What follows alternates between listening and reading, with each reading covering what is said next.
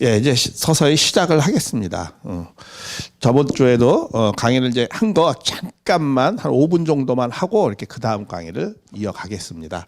저번에 우리가 신앙을 왜 해야 되는가? 우리가 이제 신앙을 통해서 하나님을 뭐 알고 믿고 뭐 이런 행위를 하잖아요. 그런 걸 왜 해야 되는가? 그거는 두 가지 이유 때문에 그랬습니다. 첫 번째, 가장 중요한 이유는 하나님을 알아야 나를 안다는 거예요. 나를 발견하기 위해서, 나를 찾기 위해서. 어떻게 보면 구원한다라는 말도 나를 찾는 것이죠. 그러니까 왜? 죄라는 것, 하나님과의 관계가 단절됐기 때문에 나는 이렇게 동떨어진 존재예요. 원인적인 것과 단절된 존재인 결과적 존재는 결과적 존재가 스스로 알 수 없거든요. 그래서 우리가 다시 하나님과의 관계성을 통해서 나 자신을 다시 알기 위해서 신앙하는 것이다 라고 말씀드렸습니다. 그런 예는 몇 가지 예를 들었죠. 그 나를 아는 건데 나에 대한 어떤 거? 나에 대한 두 가지의 내용입니다. 하나는 나에 대한 존재 목적, 존재 목적과 이 존재 목적을 위해서 어떻게 살아가는 법이 있겠죠. 살아가는 법. 뭐 아니면 인생길이라고 할 수 있죠. 예, 이러한 내용을 알기 위해서 하나님을 알아야 된다. 왜냐하면은 우리 나라는 건 분명한 건 이제 결과적 존재입니다. 예, 결과적 존재의 존재 목적은 반드시 원인자의 창조 목적에 의해서 결과적 존재의 존재 목적이 결정된다고 했습니다. 결과적 존재는 스스로 자기를 알 수 없다라는 거예요. 예를 들면 이 핸드폰은 인간에 의해서 나온 결과적 존재입니다. 이것의 존재 목적은 통화를 하기 위해서 이것을 만든 겁니다. 근데 이 통화라는 목적은 왜 생겼느냐? 이것의 존재 목적은 만든 자의 창조 목적에 의해서 이 존재 목적이 결정된 거죠. 그러니까는 결과적 존재는 스스로 자기 존재 목적을 알 수 있는 것이 아니고 반드시 원인자의 창조 목적에 의해서 결정되기 때문에 원인자의 창조 목적을 알아야 된다 했습니다. 그래서 나의 인생에 내가 왜 이 땅 가운데 존재하게 됐는가라는 것을 알기 위해서는 반드시 하나님의 창조 목적을 알아야 된다고 말씀을 드렸습니다. 그래서 이러한 내용에 대해서는 이따가 3시부터 구체적으로 자세하게 말씀을 드릴 겁니다. 그리고 또 창조 목적을, 그러면 존재 목적을 이루기 위해서는 이 물건이라면 사용법이겠죠. 물건이라면 사용법이고, 인간이라면 뭐예요? 살아가는 법대로 잘 살아가야만이 나의 존재 목적을 알 수 있죠. 이것에 대한 핸드폰의 존재 목적은 예를 들면 통화라고 합시다. 그럼 통화의 목적을 이루기 위해서 이 사용법이 있죠. 이 사용법대로 잘 사용해야만 이 통화라는 목적을 이룰 수 있죠. 마찬가지로 인간도 존재하는 목적을 알고 나 인생의 존재 목적을 이루기 위해서는 나도 무슨 법이 있어요? 살아가는 법이 있다라는 거예요.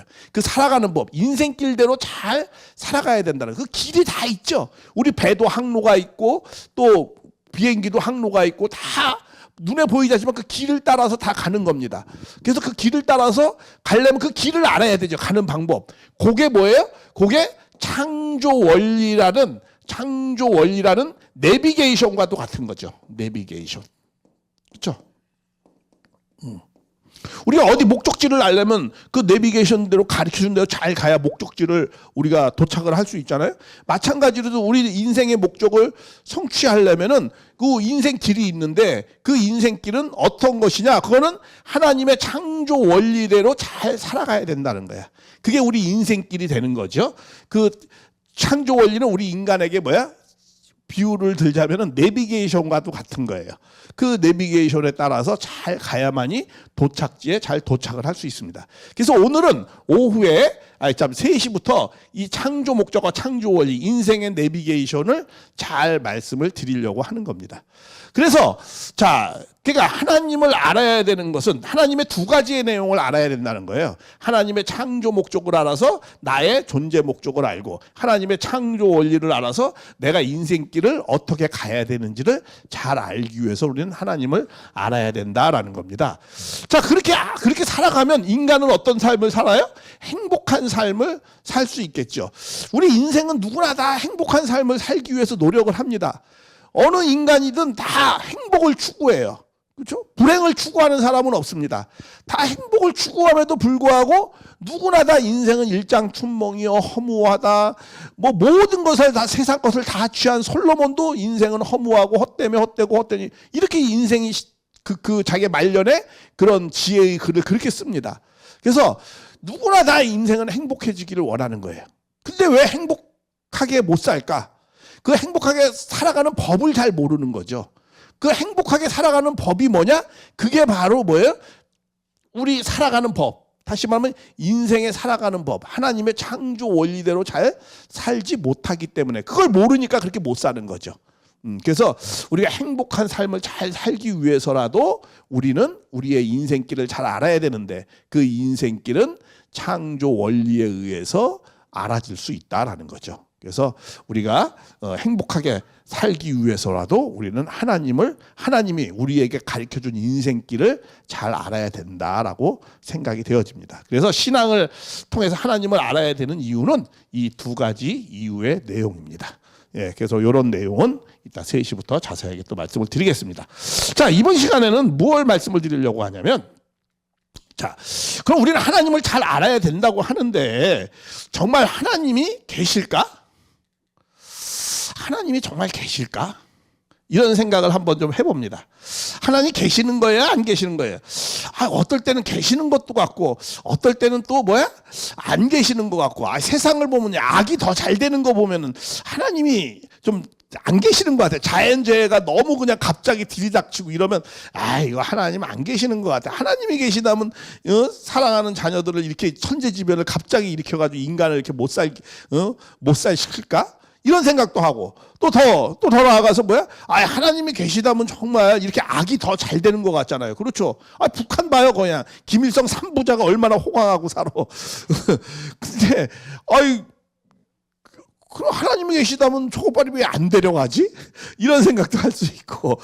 예, 어쨌든 해간 이렇게 이 악이 더 잘 되는 거 보면 하나님이 안 계시는 것 같잖아요. 근데 또 어떻게 보면 또 우리가 영적 경험도 하고 또 결과적으로는 또 이 인류 역사는 발전하는 거 보면 그 배후에 또 하나님이 역사하심이 또 있는 거 아닌가? 이런 생각도 해보고 이게 정말 계신지 안 계신지. 그래서 이 하나님이 있다라고 믿는 사람도 있고 또 하나는 어떤 분도 있어요. 불가지론. 나 판단할 수 없다. 어떨 때는 있는 것도 같고 어떨 때는 없는 것도 같고 이걸 이제 불가지론자라고 그러죠. 그런 분도 있고 또 세 번째는 그런 하나님이 어딨어. 그냥 갑자기 자연재해 보면은 뭐라고 그래. 그 하나님이 있기는 왜 그럼 저렇게 어린 아이들까지 싹 그냥 다 데려가. 이러면서 또 말도 하죠. 여러 가지. 자, 그런 입장에서 볼 때 정말 하나님은 계실까? 근데 이런 생각 한번 해보지 않아요? 하나님이 계심을 이렇게 좀 보여주면 좀 얼마나 좋아. 백문이 불여일견이라고. 저도 이렇게 강의할 필요도 없고 말이에요. 계시다 안 계시다 그런 거. 보여주면 좋잖아요. 그렇죠? 그런데 하나님은 보여지는 하나님이라면 하나님이 아니에요. 왜 그러느냐? 자, 예를 하나 제가 몇 가지 들어볼게요. 이거 떨어지죠. 이게 왜 떨어지죠? 중력 때문에 떨어지죠. 그죠? 중력 때문에 떨어지는 거예요. 내가 이거 이렇게 들 수 있는 건 힘 때문에 들 수 있어요. 그리고 내가 이렇게 말하고 언행하는 건 내 마음의 작용에 의해서 이렇게 말해지는 겁니다. 자, 그러면 내가 이게 들 수 있는 것, 떨어지는 것, 마음, 이거 다 원인적인 것이죠. 이 떨어지는 건 결과적 현상일 뿐이에요. 근데 원인적인 중력이 보여요? 안 보여? 안 보이죠. 내가 이거 힘을 이렇게 드는 힘, 이거 보여요? 안 보이죠. 내 마음이 보입니까? 안 보이죠. 그러나 그것의 작용에 의해서 결과적으로 나타나 보이는 거죠. 그러니까 원인적인 것은 보인다, 안 보인다? 안 보인다는 거예요. 원인적. 그러면 중력을 있게 하고 우리 마음이 있게 하고 이 힘을 있게 한 이 원인자 대신 하나님도 당연히 보이겠어요? 안 보이겠어요? 안 보이는 거예요. 그래서 보이는 하나님이라면 그건 하나님이 아닌 거예요. 왜? 원인자가 아니라는 뜻이니까. 그러면 이 원인자 보이지 않는 하나님을 그러면 우리 예를 들어 중력이라는 것을 작용하였다는 걸 어떻게 알아요? 떨어진 현상의 결과적인 보편적인 이거는 보편적. 일본에서도 위에서 밑으로 떨어지고 미국에서도 위에서 밑으로 떨어지고 어제도 위에서 밑으로 떨어졌고 오늘도 내일도 항상 시간과 공간이라는 걸 모든 것이 그걸 통해서 똑같이 일어나는 현상을 갖다 뭐라 그래? 그건 우리가 그런 공통 사실이 있을 때 그건 뭐야?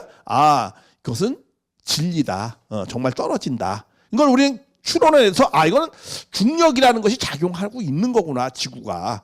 그런 것을 우리는 발견하게 되죠. 그러니까 결과적인 현상의 공통 사실을 통해서 원인적인 것을 보이진 않지만 우리는 그것을 알아내는 겁니다.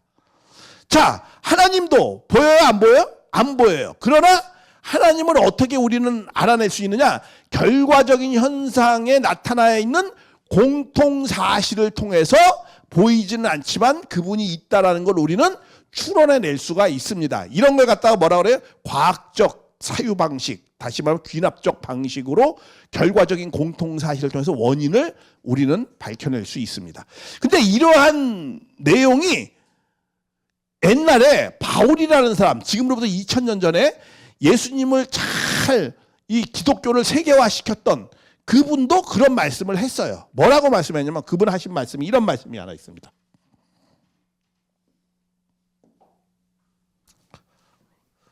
창세로부터 세상이 처음 시작할 때부터 그는 하나님이다. 보이지 아니하는 것들 곧 그 하나님의 영원하신 능력과 신성이 만드신 만물에 분명히 보여 알게 되나니 그러므로 저희가 하나님이 보이지 않으니까 없다라고 핑계할 수 없다라는 거예요.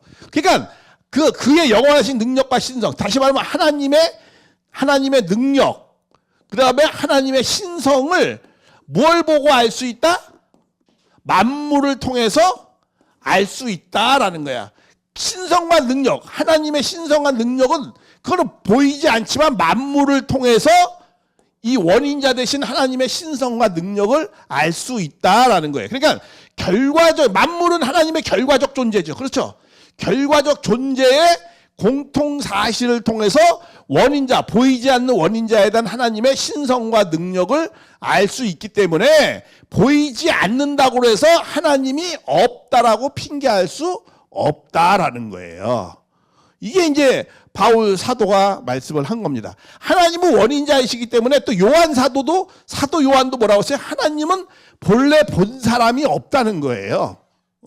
그러나 결과적인 하나님의 독생자이신 예수님을 보고 알 수 있다. 이렇게 말씀을 하는 겁니다. 또 요한일서 4장 12절에도 어느 때는 하나님은 본 사람이 있어요, 없어요? 없다는 거예요. 그래서 하나님 봤다 그러면 다 거짓말이에요. 뭔가 착각한 거예요. 자기가 마음속에 생각하는 걸 그냥 그린 것 뿐이야. 본 사람이 없어요. 그러나 서로 사랑하면 하나님이 우리 안에 거하시는 줄 알 것이다. 이렇게 또 말씀합니다. 그 다음에 서기관 선생님이 올소이다. 하나님은 한 분이시고 그 외에 다른 이가 없다. 근데 여기서는 또 뭐라고 그러냐면 그런 하나님은 뭐라고 그래요? 한 분이래요. 한 분. 보이시지 않는 하나님은 또 한 분이다. 이렇게 또 말씀을 합니다. 자, 그 다음에 또 예수께서 하나님은 한 분이시다. 지금은 이제 그 말씀을 또 하려는 거예요. 하나님은 한 분이시다. 또 그 우상의 아무것도 하나님은 한 분이시다. 하나님은 한 분이시다. 또 이렇게 얘기하고. 그런데 그 하나님은 복되시고 만왕의 왕이시고 만주의 한 분이시다. 이런 말씀을 합니다. 제가 지금 뭐에 대해서 말씀을 하냐면 지금 두 가지를 얘기했어요. 하나님은 보이지 않는다. 근데 그 보이지 않는 하나님은 어떤 분이다? 한 분이시다. 성경에서는 그렇게 표현합니다. 천부경에서도 한 분이라고 얘기하잖아요. 그죠? 하나가 근데 셋이 되었다. 이렇게 얘기하잖아요. 자, 그런데, 그러니까 하나님은 한 분이시다라고 말씀을 하는 건데, 자, 근데 그 보이지 않는 하나님을 어떻게 알 수 있느냐? 이렇게 알 수 있다는 거예요. 그 보이지 않는 원인자이신 하나님은 어떻게 알 수 있느냐? 그가 만드신 만물은 하나님의 작품이잖아요. 그렇죠? 만물은 그 작품. 이 피조 세계는 누구의 작품이에요? 하나님의 작품이야. 그러니까 그에게 영원하신 능력과 신성이 그 만드신 만물에 분명히 보여 알게 된다라는 거예요. 그러니까 이 작품을 봐서 작가를 알 수 있는 거와 마찬가지로 그렇게 알 수 있다라고 지금 피조 세계를 보고 알 수 있다. 이렇게 말씀을 하는 겁니다. 우리 예를 들어서 불타는 고의 해바라기를 놓고 볼 때 불타는 고의 해바라기라든가 이런 거 해바라기 안에 누가 있어요? 고는 없지만은 고의 그 열정과 뜨거움과 여러 가지를 만나는 거잖아요. 그 작품을 사는 게 아니고 고의 그 정신과 능력을 사는 거잖아요. 그러니까 비싼 거죠. 그리고 또 뭐 해밍웨이 노인과 바다. 그러면 그 노인과 바다가 큰 그 작품을 보면은 해밍웨이의 인생은 허무하다라는 그런 거를 그 해밍웨이가 그렇게 생각하고 살았다는 걸 알 수 있잖아요. 그러니까 작품을 보면 어떻게 돼요? 우리는 작가를 알 수 있다라는 거예요. 그래서 피조 세계를 놓고 보면은 피조 세계에 나타나 있는 만물을 통해서 하나님을 알 수 있다라는 겁니다. 예, 그런 관점에서 우리가 그러면은 아까 그랬죠. 어떻게 한다? 피조 세계의 공통 사실을 통해서. 예를 들면은 우리 아까도 말씀드렸죠. 중력이라는 게 자꾸 위에서 밑으로 떨어진단 말이에요. 똑같이 공통 사실이야. 어제도 위에서, 그리고 미국이나 한국에서도 위에서 밑으로, 이런 떨어지는 공통 사실, 위에서 밑으로 떨어지는 공통 사실을 통해서 보이지 않는 우리는 중력이 작용한다, 이렇게 말씀을 했잖아요. 그리고 하나님도 보이지 않지만 원인자이시니까, 그러나 피조세계인 결과적인 현상의 공통 사실을 통해서 원인자를 알 수 있다라는 거예요. 그러면 결과적인 현상의 공통 사실을 한번 보자라는 거죠. 우리가 인간, 동물, 식물, 분자, 원자의 내용을 한번 볼 때 인간의 공통 사실은 뭐가 있죠? 마음과 몸으로 있죠. 또 동물도 뭐가 있어요? 마음과 몸이 있습니다. 동물심은 인간의 마음은 이성이라는 것이 있어요. 근데 동물은 뭐예요? 본능이라는 것이 있습니다. 본능이라는 거. 그걸 중심에 삼죠. 식물이라는 건 뭐예요? 식물도 체가 있고 식물심이 있어요. 이거는 뭐냐면은 지향성이라는 것이 중심이 되어가지고 식물심이 있죠. 그 다음에 또 이 분자, 원자, 내명성. 이 내명성이라는 건 뭐예요? 이 경향성이라는 것을 중심하고 이 체를 움직입니다. 경향성이라는 게 뭐냐면 예를 들면 이런 거죠. NA는 CL 한 분자 플러스일까 마이너스일까 하고 해서 소금을 만들어내잖아요. 그렇죠. 이런 NA는 CL하고만 결합하려는 경향성에 의해서 이 소금을 만들어내죠. 그리고 또 이 식물은 이 경향성이라는 거 플러스 뭐가 있어요? 지향성이라는 게 있어요. 지향성이 뭐냐면 이걸 포함하면서 이게 한 차원 높은 마음이 있어요. 예를 들면은 이 땅을 기준으로 뿌리는 물을 따라서 움직이고, 이 나무나 꽃은 열매는 해를 따라서 움직이잖아요. 그럼 이런 지향성을 갖고 있어요. 물론 경향성도 있지만 분자의 그런 형성을 갖고 있는 대신 몸이 한 차원 높듯이 마음도 한 차원 높은 마음을 갖고 있어요.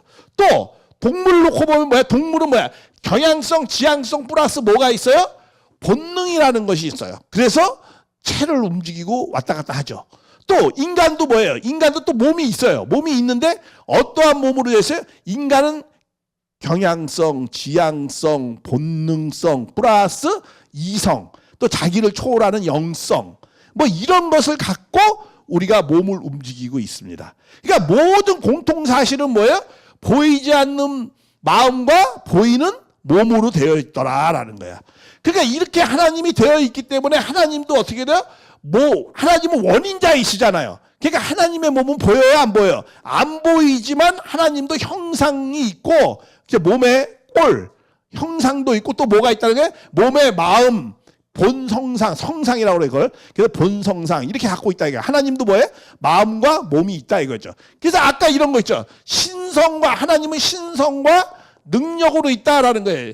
이 신성이라는 게 뭐예요? 이게 마음적인 부분이죠. 능력이라는 게 뭡니까? 이거 몸적인 부분이죠. 그죠? 에너지, 힘, 능력이에요. 그러니까 무형이니까, 힘으로만 존재하는 거죠. 그래서 하나님도 이렇게 성상과 마음과 몸으로 있다, 이거. 이걸 또 거꾸로 얘기하면 이렇게 얘기를 합니다. 이거는 이제 귀납적 방식이에요. 근데 연역적 방식은 어떻게 또 창세기 1장은 연역적 방식으로 쓰여져 있어요. 창세기 1장이 이러죠. 나의 모양과 형상을 따라서 사람을 만들고, 이런 말 나오죠. 나의 모양과 형상. 그 말은 하나님도 몸과 마음에 따라서 사람을 만들었다, 이렇게 얘기하는 거예요. 사람도 뭐가 있죠? 몸과 마음이 있죠. 근데 창세기 1장 26절에는 뭐라고 표현해요? 나의 모양과 형상대로. 그 모양과 형상이라는 건 마음과 몸에 따라서 사람을 만들었다. 그러니까 하나님도 마음과 모양과 형상이 있으니까 인간도 뭐가 있다는 거예요? 몸과 마음이 있다, 이렇게 얘기하는 거예요. 원인이 그러니까 결과가 그렇게 되어 있다라는 겁니다. 저희 서정환 원장님 안경알이 2개야. 왜 안경알이 2개죠? 원인인 눈이 2개니까 안경알이 2개인 거예요. 왜 인간이 마음과 몸이 있다? 원인자이신 하나님이 모양과 형상, 마음과 몸이 있기 때문에 인간도 마음과 사람도 마음과 몸이 있다 이거야. 그렇게 얘기해. 그거는 이제 연역적 방법이죠. 원인이 이러니까 결과가 그렇게 나타났다. 이건 이제 연역적 방식이죠. 그걸 계시 종교라고도 하고. 그러나 이렇게 지금은 21세기는 과학의 시대거든요. 그러니까 뭐야? 과학은 과학적으로 설명을 해줘야 되는 거예요. 옛날에는 신화적 시대, 종교적 시대이기 때문에 연역적으로 많이 했어요. 야, 하나님이 이렇게 했다. 그러면 말이 필요 없어. 그냥 따라 믿는 거야. 근데 지금 시대는 어때? 따져요, 자꾸. 그래, 그러면 어때? 됐다. 따진단 말이야. 그렇죠? 분석하고 논리적으로 얘기해 줘야 돼요. 그게 과학적 시대야. 과학적인 시대에는 이렇게 또 설명도 우리가 해서 이해할 수 있다라는 거죠. 예. 만물을 통해서, 만물의 공통사실을 통해서 원인이 이렇게 됐다. 만물의 공통사실이 뭐예요? 다 몸과 마음으로 되어 있다. 인간도 몸과 마음으로 되어 있으니까 하나님도 뭐가 있다는 거야? 몸과 마음으로 있다라고 얘기할 수밖에 없다라는 거죠. 그건 이제 귀납적 방식이죠. 그래서 이렇게 이제 그래서 하나님은 마음의 형상과 형상. 그래서 그걸 갖다 뭐예요? 형상은 몸은 제2의 마음과 같잖아요. 그래서 성상이 둘이다고 해서 이성성상 이렇게 표현합니다. 우리 원리에서는 이성성상으로 계시는 하나님. 그래서 또 하나의 이성성상이 또 있다는 거야. 그거는 뭐냐면 이런 내용입니다. 자, 우리가 몸과 마음으로 있지만 본질적인 인간은 다 몸과 마음으로 있어요. 그런데 이 나타난 전개의 내용을 보면, 나타난 피조세계에 나타난 전개의 내용을 보면 모든 것이 다 플러스와 마이너스로 되어 있어요. 자, 인간은 어떻게 있어요? 인간도 남자와 여자로 되어져 있죠.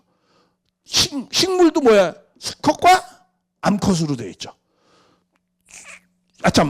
동물도, 식물도 뭘로 되어 있어요? 공통사실이 수술과 암술. 그게 플러스와 마이너스로 되어 있다 이거야. 또 분자의 세계도 양이온과 음이온으로. 또 원자의 세계도 양자와 음자. 또 가장 본질적인 여기는 안 나왔는데 소립자. 소립자도 뭐가 소입자 가장 작은 입자. 소립자도 뭐가 있어요? 플러스 성격을 띤 정에너지. 소립자도 가보면 정에너지야. 또 마이너스 성격을 띤 뭐야? 그걸 부에너지로 되어 있다고 그래요. 그러니까 물질의 가장 근본으로 들어가 보면은 물질은 뭐다라는 거야? 에너지로 되어 있다라는 거야. 그렇죠? 예, 아인슈타인도 그런 말씀을 했잖아요. 그렇죠? 그 에너지는 E 이코로 MC 자승 뭐 이런 거 하잖아요. 예, 그게 쉽게 가면 에너지로 되어 있다 이거예요. 그냥 모든 근본은 다 에너지인데 어떤 에너지? 플러스 성격을 띤 에너지와 마이너스 성격을 띤 에너지로 되어 있다. 그러니까 에너지 이것을 있게 한 더 근본자이신 하나님도 뭐가 있어요? 당연히 양성적인 것과 음성적인 것을 갖고 있다 이거예요. 그 에너지를 있게 한 더 근본적인 힘, 그렇죠? 그런 걸 갖다 우리 만유 원력이라고 그러는데, 근데 내가 그것도 뭐라고 그래요? 양성적인 것과 음성적인 것. 그러니까 모든 존재물은 다 이렇게 상대적으로 또 되어 있다라는 거예요. 양성과 음성. 그러니까 주역에서는 이걸 강조하죠, 그렇죠? 주역의 동양 철학에서는 음양오행이라는 게 뭐예요? 음양으로 되어 있는데 하나님이 오행이라는 게 뭐예요? 오행이라는 게 그 이법이에요. 우리 원리로 하면 이법. 그 이치와 법도 뭐 그러한 것으로 이 음양이 조화를 이루어서 음양의 오행을 따라서 그래서 삼라만상이 나왔다. 그래서 삼라만상이 모두가 다 뭘로 되어 있다? 음양의 이치로 다 보편적으로 되어져 있다라는 거죠. 남자와 여자 뭐 그리고 몸을 봐도 양성과 음성의 조화로 다 성격도 뭐래? 음양의 조화가 있죠. 밝고 기분 좋고 뭐 명랑하고 이건 플러스 성격이 있는 거고 또 마이너스적인 건 뭐야? 차분하고 조용하고 이것은 이제 마이너스적인 그런 성격이죠. 예, 그렇게 음양의 조화로 모든 것이 음양이 조화가 이루어야 돼요. 그래서 이렇게 모든 존재물은 다 공통사실이 뭐야? 양성과 음성으로 이렇게 되어 있다. 이런 내용을 놓고 볼 때 자, 하나님은 어떻게 계시느냐? 하나님은 어떻게 돼요?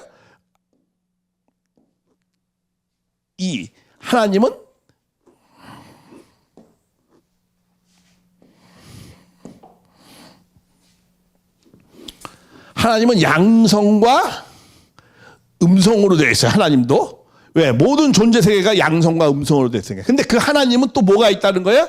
신성, 마음, 신성과 능력, 예, 힘, 에너지, 예, 이런 걸로 되어 있다 이게 무형. 그러니까 근데 이 양성과 음성에도 이 힘의 능력에도 플러스 마이너스 성격을 띤 내용이 이렇게 갖고 있고 또 마음에도 어떻게 돼요? 플러스와 마이너스 성격을 띈 내용이 이렇게 갖고 있다는 거야. 그러니까 창조라는 말은 뭐야? 자기를 전개한 거거든. 자기를 내면의 걸 드러낸 거잖아요. 드러내다 보니까 닮게 되어 있다는 거예요. 그래서 인간을 놓고 보면 인간도 하나님을 닮아서 뭐로 되어 있어요? 마음과 몸으로 되어 있어요. 그리고 또 양성과 음성의 조화가 있지만 남자는 좀 더 플러스적인 것을 띄어 있어요. 또 여자도 마음과 몸으로 되어 있죠. 그런데 인간은 뭐야? 대상적인 마이너스적인 것이 또 플러스가 없다는 게 아니에요. 우리 이런 말 하죠. 저 여자는 꼭 남자 같아. 그거는 뭐야? 남자적인 것을 갖고 있으면서 여자적인 것이 좀 더 있는 거죠.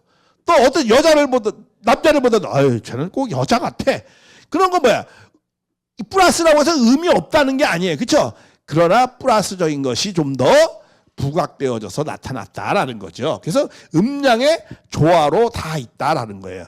그래서 우리 이런 말씀하잖아요. 주역의 가장 근본 원리도 이렇게 되어 있어요. 무국이 있다는 게 무국이라는 건 뭐 공으로 되어 있어요. 근데 이 무국이 들어가 보면 태극으로 변한다는 거야. 태극. 음양의 조화가 되어져서 그것이 오행에 따라서 삼라만상이 나왔다. 이렇게 주역은 말씀을 하죠. 이거 다 하나님 말씀이죠. 깨달은. 근데 이거는 뭐야? 인간으로부터 되어진 신인식입니다. 인간으로부터 출발된 우주의 근본 원리를 찾아가는 거. 이게 자각 종교이면서 주역이라든가 철학이라든가 불교가 거기에 속하는 거예요. 근데 하나님으로부터 되어지는 신인식. 요거는 계시 종교라고 그래요. 요거 이제 유대교, 기독교, 회교 뭐 이런 거예요. 하나님으로부터 내가 하나님이 깨닫게 해줘서 내가 하나님을 아는 거. 요게 하나님으로부터는 신인식이에요. 예, 그런 하나님으로부터 오는 신인식은 내가 깨달아가지고 원인자를 알아가는 거, 이런 자각 종교, 철학, 이런 거기에서는 무엇이 빠져 있느냐면 하나님의 뜻과 동기와 목적이 빠져 있어요. 그리고 또 하나님으로부터 내가 신인식, 내가 하나님을 체휼함으로써 깨닫는 거는 뭐야? 하나님은 사랑으로 체휼을 하면서 뜻과 동기와 목적을 찾아갈 수 있어요. 그러니까 서로 상보적인 것이 필요하죠. 그렇죠? 한쪽만 알아도 안 되는 거죠. 서로 조화롭게 필요한 겁니다. 그래서 그렇기 때문에 주역에서는 나로부터 알아지는 신인식이기 때문에 하나님을 체휼하는 내용까지는 안 가요. 마음에 깊숙이. 마음을 닿는 것까지는 아니에요. 이 우주가 존재하는 형태가 어떻고 이런 거는 깨달을 수 있어요. 왜? 만물을 보고 깨달을 수도 있고 여러 가지를. 왜? 만물 가운데 나타나 있는 하나님의 피조세계니까. 자기전개한 거니까. 그렇게 알아갈 수 있는데 그 깊숙이까지는 조금 아쉬움이 있어요. 근데 성경은 그런 것은 구체적으로 되어져 있지 않지만 예수님은 뭘 깨달은 거예요? 하나님을 만난 거예요. 그 하나님을 만났다는 게 뭐냐면 하나님의 그 심정의 세계를 만난 거예요. 마음을 만난 거예요. 하나님의 마음을 만난 거예요. 그러면서 하나님은 사랑의 하나님이시고 하나님은 인간에게 무슨 관계다? 아버지와 같은 존재다. 왜? 하나님으로 말미암아서 우리를 생명을 주었기 때문에. 뭐가? 사랑의 동기가 돼서 우리의 생명을 주었다라는 걸 예수님은 체휼을 한 거예요. 그러니까 그런 분은 뭐와 같다? 우리 부모와 같다. 그래서 우리 인간은 하나님과 우리 인간을 놓고 보면 우리는 무슨 관계다? 우리는 자녀의 관계고 하나님은 부모, 아버지와 부모의 관계다. 이렇게 말씀을 하신 거예요. 그게 가장 근본의 속성을 아는 거예요. 그래서 예수님이 기독교가 어떻게 보면은 가장 상위 종교라고도 할 수 있는 거예요. 왜? 가장 깊은 곳, 가장 높은 곳을 얘기했기 때문에 그래요. 우리 이런 거 있죠. 산이 이렇게 있어요. 산이 있는데 내가 다른 종교를 비하하려고 하는 건 아닙니다. 절대로. 이 예수님은 뭐 기독교라고 했을 때 이 예수님은 가장 위의 것을 깨달았고 체휼을 했어요. 그렇기 때문에 많은 말씀을 하지는 않았어요. 성경에 예수님 말씀 그렇게 많지 않아요. 그런데 가장 위의 것을 얘기했기 때문에 밑에 것이 어떻게 다 보이는 거야. 근데 불교는 한 중간 정도. 예를 들면 불교는 많은 것을 얘기해. 그러나 깊숙한 위의 것까지는 다 얘기하지 못했어요. 그래서 이런 말이 있어요. 기독교 공부하려면요 한 3개월이면 다 읽는데 경전 3개월이면 다 읽지 뭐 기독교. 근데 불경을 다 읽으려면 3년이 걸려도 어렵대. 이 경전을 8만 이거 다 하려면 어렵다니까. 근데 유교 아까 주역을 공부하려면 몇 년? 40년을 공부해서 30년을 공부해도 어렵대. 10배야. 그런데 기독교가 왜 문명사를 이끌었느냐? 뭘 이끌었냐? 가장 높은 데를 말씀을 하셨기 때문에 나머지는 다 거기에 따라오게 되어 있는 거예요. 그러니까 많은 것을 얘기하는 것이 중요한 것이야. 양적인 것이 중요한 것이 아니고 뭐야? 질적으로 얼마큼 높은 깊숙한 이야기를 했느냐가 중요한 거죠. 도의 세계는 그런 거 아닙니까? 인문학처럼 아무리 너저분하고 많은 지식을 안들, 그렇죠? 깊은 지혜의 몇 가지만 알면 그 지식은 다 통하는 거와 마찬가지잖아요. 마찬가지로 내가 어떠한 질적으로 높은 그런 하나님을 깊이 아느냐가 중요한 것이지 많은 것을 아는 것은 그 다음 문제다 이거예요.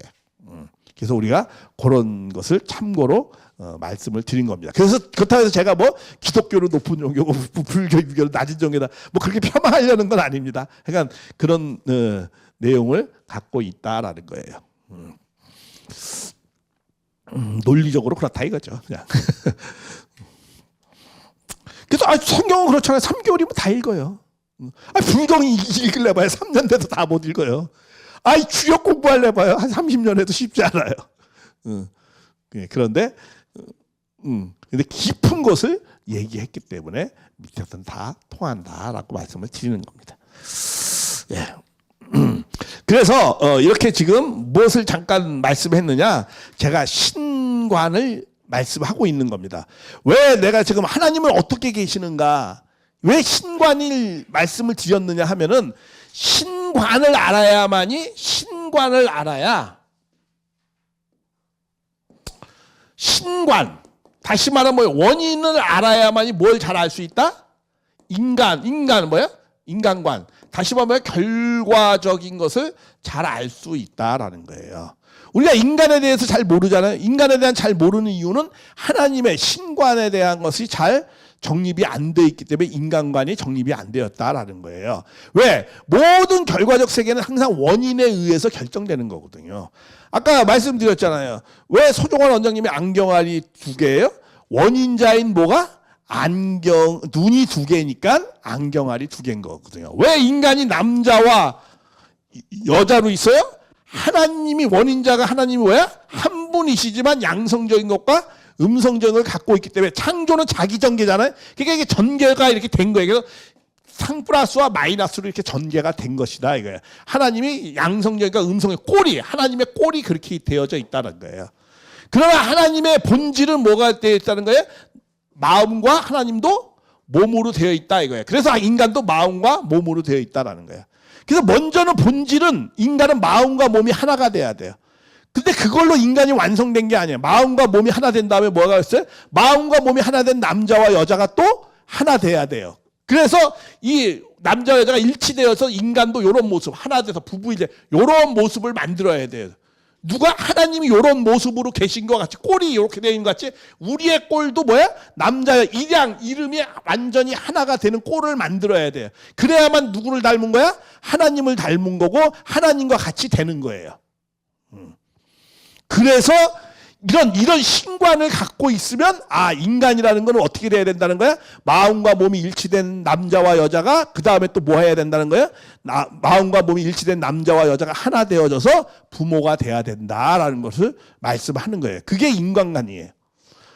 그게 결혼도 왜 하느냐? 하나님을 닮으려고 결혼하는 거예요. 하나님과 같이 온전해지려고 결혼하는 거예요. 나 혼자서는 반쪽이니까. 그래서 결혼을 하는 겁니다. 왜? 자식은 부모를 닮아야 되잖아요. 하나님이 이런 부모가 이렇게 계시다면 나도 그런 모습을 갖춰야 되죠. 그런 내용 때문에. 그래서 신관이 이렇기 때문에 인간관이 이렇게 형성이 되어지는 겁니다. 인간의 최종의 목적은 완성된 남자와 완성된 여자가 하나 되어져서 하나님처럼 자식을 낳아서 내가 무슨 자리에 가야 된다? 부모의 자리에 가야 완성된 것이다. 그 완성 다 끝났으면 이제 영계 가면 되는 거죠. 예. 근데 그거 모듈었으면 우리 영계 가면 안 돼요. 그렇죠. 그럼 또 갔다가 다시 또 와야 돼. 예, 그러니까 뭐 그건 나중에 자세히 말씀드리지만, 예, 이런 내용을 지금 말씀을 드리는 거고, 그래서 이렇게 신관이 정립이 돼야 인간관이 정립이 되어진다라는 겁니다. 그래서 신관에 대한 개념을 우리가 정확히 이해할 필요가 있습니다. 그래서 간단하게 이렇게 말씀을 드렸어요. 그런데 이제 지금부터는 뭐에 대한 말씀을 좀 더 구체적으로 하려고 하냐면은, 그러면 인간은 하나님을 닮아야 되잖아요. 그러면 인간이 하나님을 닮아야 된다는 말은 뭐야? 인간은 제2의 하나님이 돼야 된다는 소리거든요. 그럼 인간이 제2의 하나님이 되려면 어떻게 해야 되는가? 왜? 인간이 제2의 하나님이 돼야 하나님처럼 영원한 기쁨의 삶으로 존재할 수 있거든요. 그걸 갖다 뭐라고 그래요? 영생이라고 하는 거예요. 영생이라고 그러니까 자꾸 뭐야? 영생하니까 이렇게 한자로는 이렇게 쓰잖아요. 영생. 그러니까 자꾸 이 영생이니까 길게 산다. 하나님 믿으면 내가 죽지 않고 목숨줄이 길게 늘어난다. 이렇게 착각을 하는데 이건 착각입니다, 완전히. 그래서 차라리 번역을 이건 제 생각에 이렇게 이런 영자를 썼으면 더 좋지 않았을까, 이런 생각이 듭니다. 이 성령의 삶을 살아야 된다. 제2의 하나님, 이런 거. 왜냐면은 원래 이 영생이라는 말이 나온 것은 이 배경이 있습니다. 그러니까 예수님이 말씀을 했잖아요. 예수님이 왜 이 영생이라는 말씀을 했느냐면, 원래 이게 그 히브리어로는 올람 하바라고 발음을 해요. 올람 하바라는 건 무슨 말이냐면, 이거는 올람은 시대라는 뜻이에요. 하바라는 거는 이건 그러니까 새 시대다, 이런 뜻이에요. 영생이라는 것이 원래 히브리어로는 새 시대라는 뜻이에요. 새 시대가 왜 예수님은 새 시대를 말씀을 했냐면은, 이게 항상 제가 그런 말씀했죠. 이거 성경을 보는 관점인데, 예수님이 뭔가를 말씀할 때는 그 듣는 대상이 있었을 거 아니에요, 그때. 그렇잖아요. 그러니까 예수님은 그때 당시에 우리한테 얘기한 겁니까? 대한민국 사람한테 얘기한 거예요? 유대민족 백성들한테 얘기한 거예요? 유대민족 백성들한테 얘기한 거죠.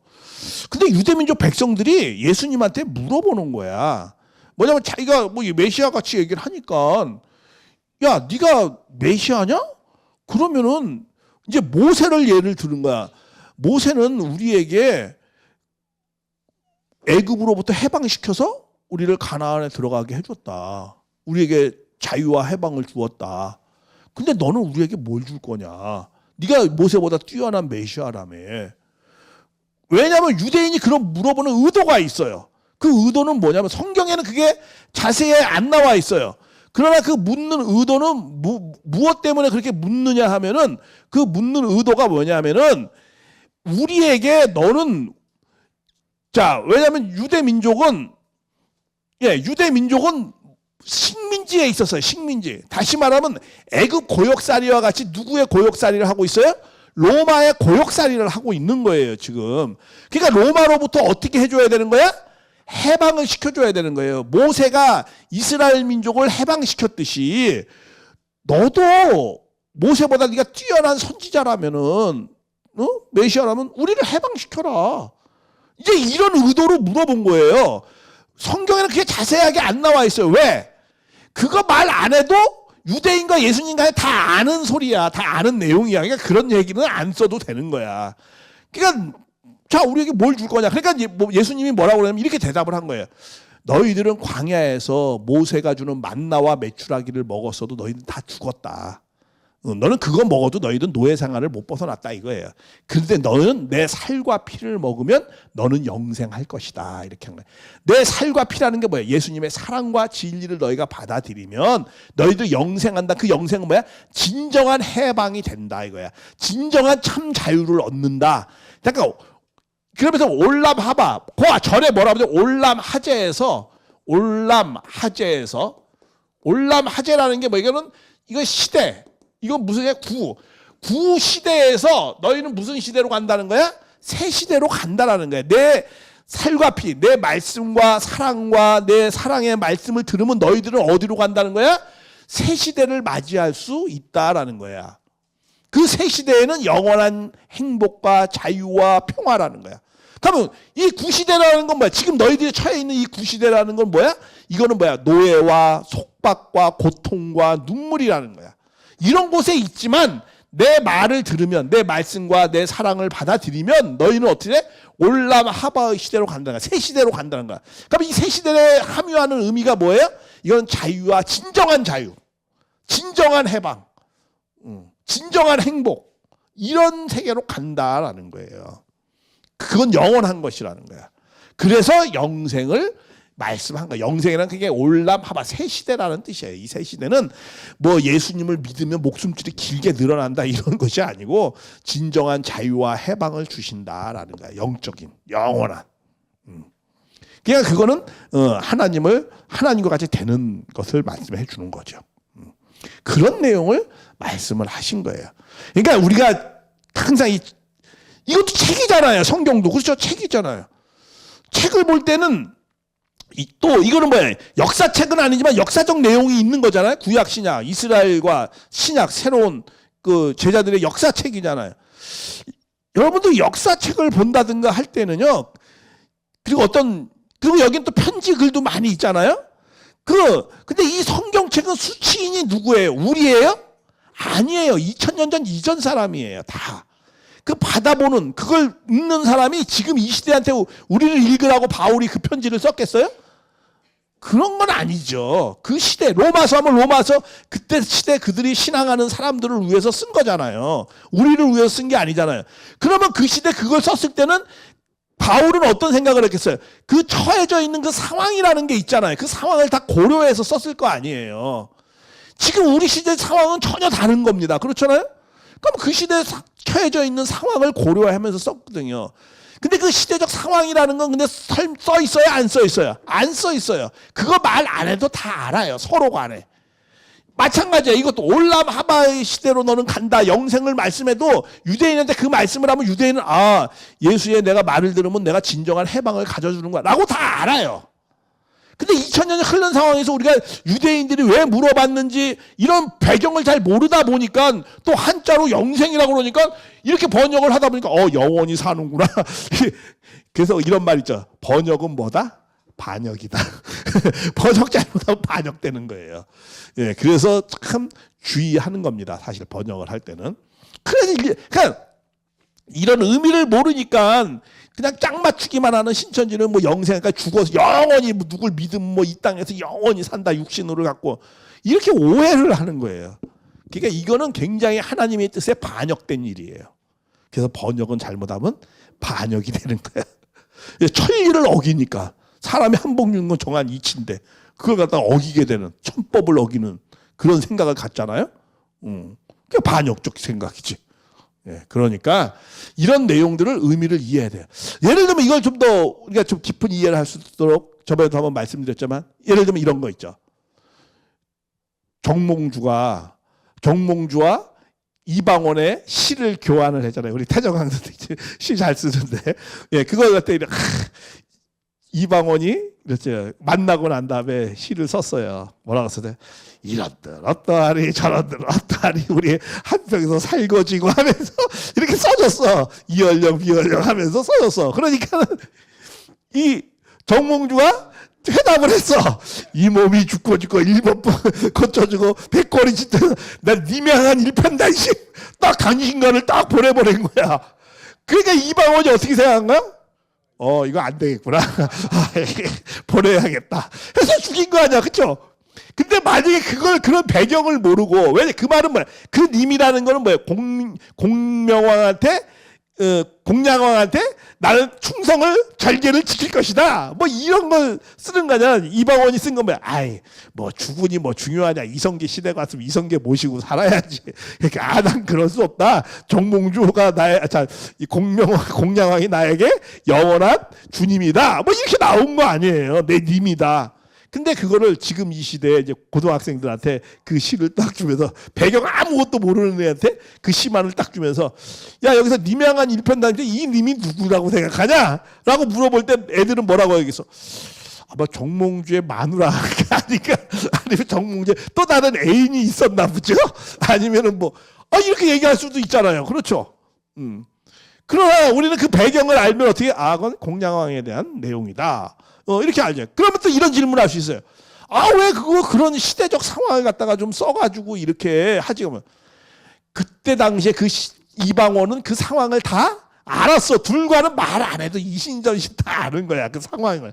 그러니까 그것만 결과적인 그것만 교류해보면 다 아는 거야. 그 시대. 성경도 그런 거예요. 성경도 예수님도 유대인과의 대화가 그런 거예요. 그거 말 안 해도 모세 뭐 물어보는 의도를 다 알아. 예수님은 그래 네가 그래 모세보다 낫냐. 그러니까 모세도 그 질문을 알아. 그러니까 뭐라 그래? 야, 너 뭐 그 먹는 거 갖고 뭐 이렇게 그게 자유냐? 아니야.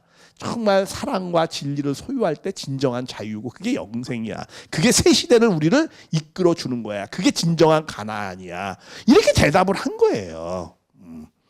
그러니까 그런 걸 모르면은 영생 이렇게 딱 하면 이게 뭐야?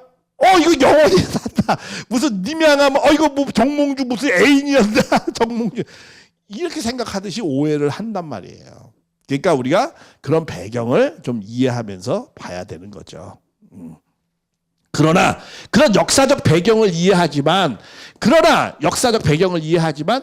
이것은 우리가 초월적인 초월성을 갖고 있어요. 성경은. 그래서 우리는 적용을 모든 시대 하나님을 믿는 모든 사람은 시간과 공간을 초월해서 다 적용을 할 수 있습니다. 예를 들면 이런 거죠. 2000년 전에 내가 주님만을 믿습니다라고 하는 그 주님을 예를 들면 님 향한 일편단심 뭐 정몽이라죠. 근데 그 님을 갖다 나는 예수님의 님이라고 생각하면서 님 향한 일편단심하면서 내가 노래를 부를 수 있어요. 그렇죠? 그 적용을 시킬 수는 있잖아요. 나도 그 님 향한 내가 할 때 님 향하는 뭐야? 나는 주님에게 절개를 지키겠다. 뭐 이런 의미로 노래를 부르면 듣는 사람이 저 사람 저런 의도로 적용을 시켜서 저렇게 하는구나. 이렇게 생각할 수 있죠. 그렇죠? 그 님은 아니지만은 그건 초월성을 쪄서 우리가 적용을 시킬 수는 있다라는 거야. 그렇죠? 그러니까 우리가 이 성경을 예를 들면 디모데에게 썼다 이게 디모데에게 썼지만 그 디모데에 쓴 편지는 디모데로 국한하지 않고 지금의 시대에 신앙하는 나에게도 어떻게 그걸 적용시킬 수 있잖아요. 그렇죠? 그래서 내가 신앙하는 나에게 이런 적용을 해서 내가 이렇게 살아야 되는구나. 2000년 전에 디모데가 그렇게 신앙을 하듯이 나도 지금 이렇게 신앙을 해야 되구나. 적용은 시킬 수 있잖아요. 그러니까 성경은 그렇게 보는 거예요. 그래서 이런 역사적인 제한을 너무 두지 말고 또 초월적인 말씀이에요. 시대와 시간을 따라서 항상 진리의 말씀이 있어요. 2000년 전에 하나님의 뜻을 쫓아가는 사람이나 지금의 내가 뜻기를 가는 사람이 똑같은 거예요. 그거는. 그래서 초월성을 갖고 우리가 적용을 시켜서 우리가 그것을 깨달을 수 있죠. 그러나 그걸 문자로 잘못하면 그렇게 역사성만을 생각하고 또 역사를 모르고 역사성만을 생각하면은 그건 우리에게 적용을 못 시키는 것이고 그리고 또 역사적 배경을 무시하면은 그 성경이 얘기하려는 것하고 저하고는 전혀 동떨어진 얘기가 되는 거죠. 그러니까 이런 내용을 잘 깨달으면서 봐야 된다라는 거죠. 그래서 우리가 이 하나님도 예를 들면 이런 거죠. 사랑치 아니하는 자는 하나님을 알지만 이는 하나님은 사랑이시다. 너희가 그때 당시에도 뭐야? 사도 요한이 이거 썼을 때 서로 뭐 분란하고 그러니까 너희들 사랑해야 된다. 사랑하지 않으면 하나님을 알 수 없다. 지금 시대도 우리 막 분란하잖아요. 그렇죠? 그럼 너희가 초월성을 띄어서 분란하지 말고 우리가 사랑을 하자. 이렇게 얘기할 수 있는 거야. 왜? 하나님은 뭐다? 사랑이시다. 이거는 변치 않는 거야. 그렇죠? 이거는 변치 않는 거죠. 역사와 초월을 넘어서서 하나님은 사랑이시다라는 거야. 또 증거하는 이는 성령이니 성령은 뭐다? 진리이다. 성령 거룩한 영 하나님을 다른 표현입니다. 예, 하나님은 또 사랑이시고 하나님은 또 진리이시다. 이렇게 말씀하는 거예요. 그리고 그 하나님은 우리하고 어떤 관계냐? 하나님은 공경자의 아버지, 모든 영의 아버지라는 거야. 하나님은 우리와의 관계가 아버지라는 거야. 그리고 또 아버지라고만 했느냐? 또 우리와의 관계, 그러니까 요거는 하나님의 사랑과 진리는 속성이고 하나님 우리에게 아버지라는 관계성을 말씀하는 겁니다. 그리고 하나님은 또 뭐라고 그래요? 우리하고도 이런 관계성이 있어요. 우리 여자분들이 신앙하는 사람들이 되게 기분 나빠하는 거 있어요. 특히 미국 여자들, 특히 페미니스트들. 뭐라고 그러는 줄 알아요? 왜 하나님을 자꾸 아버지라고만 하냐? 왜 그 뭐라 그럴까 쉬라고만 하느냐. 왜 하나님은 쉬라고도 좀 하자 이거야. 왜 하나님을 어머니라고 안 해? 기분 나빠. 근데 기분 나빠할 거 없어요. 왜냐하면 성경에 이런 내용도 있어요, 진짜로. 하나님을 뭐라고요? 위에, 오직 위에 있는 거. 위에 하나님은 뭐다? 예를 들면 자유자니 그는 뭐라? 우리의 뭐라고 그랬어요? 어머니다라고도 표현했어요. 어머니 하나님. 그럼 아버지 하나님, 어머니 하나님. 그게 일치되면 무슨 하나님이죠? 부모 되신 하나님. 그래서 타락하기 전에 하나님 뭐라고 해요? 자기 형상하고 하나님 형상 사람을 창조하시되 하나님의 형상이 뭐였어요? 사람은 남자와 여자로 있다라는 건 뭐야? 하나님이 뭘로 있다는 거야? 어머니적인 것과 아버지적인 것이 있다라는 거예요. 그게 부모 되신 하나님이다. 그래서 이는 남자가 뭐야? 부모를 떠나서 하나님에 대해서 연합해서 아내와 연합해서 독립적 존재. 여기도 부모라고 말씀을 했어요. 그러니까 하나님은 무슨 뭐다? 부모 되신 하나님이다라고도 말씀을 할 수 있다라는 거예요. 그러니까 하나님과 인간의 관계는 뭐야? 부모와 자녀와의 관계. 관계는 그렇게 돼. 왜 관계를 그렇게 하냐? 관계는 하나님의 사랑을 통해서 부모의 사랑을 통해서 자녀를 우리가 낳았다. 그럼 이건 무슨 관계죠? 부모와 자녀의 관계라고 하잖아요. 사랑을 통해서 우리에게 생명을 주는 거는 부모와 자녀와의 관계, 부자의 관계라고 하잖아요. 그래서 하나님의 관계성, 관계는 무슨 관계다? 부모와 자녀와의 관계고 하나님의 속성은 뭐다? 하나님은 사랑과 진리의 내용을 갖고 계시다. 이렇게 하나님의 그 어떤 형태는 부모로 본성성과 본형상의 본양성과 본음성의 부모로 일체로 계시며 그 하나님은 우리하고 사랑의 관계이기 때문에 사랑으로 인연됐기 때문에 부모와 자녀와 관계고 하나님의 가장 근본된 속성은 뭐다? 사랑과 진리로 계시다. 이제 이런 하나님의 신관을 우리가 정확히 좀 이해해야 되는 거예요. 하나님은 이치와 법도 진리로만 계신 것이 아니고 하나님은 뭘로도 계시다? 사랑이 더 속성을 갖고 계시다. 근데 그 하나님은 우리에게 어떤 형태로 계시다? 부모로 계시다. 이런 기본적 신관의 개념을 우리가 잘 갖고 있음으로 말미암아서 우리가 인간이 어떻게 인생길을 가야 되고 어떤 목적을 이루어야 되는 것을 자세하게 설명할 수 있습니다. 그래서 그 부분에 대해서는 우리 잠깐 쉬었다가 하겠습니다. 네, 이상입니다.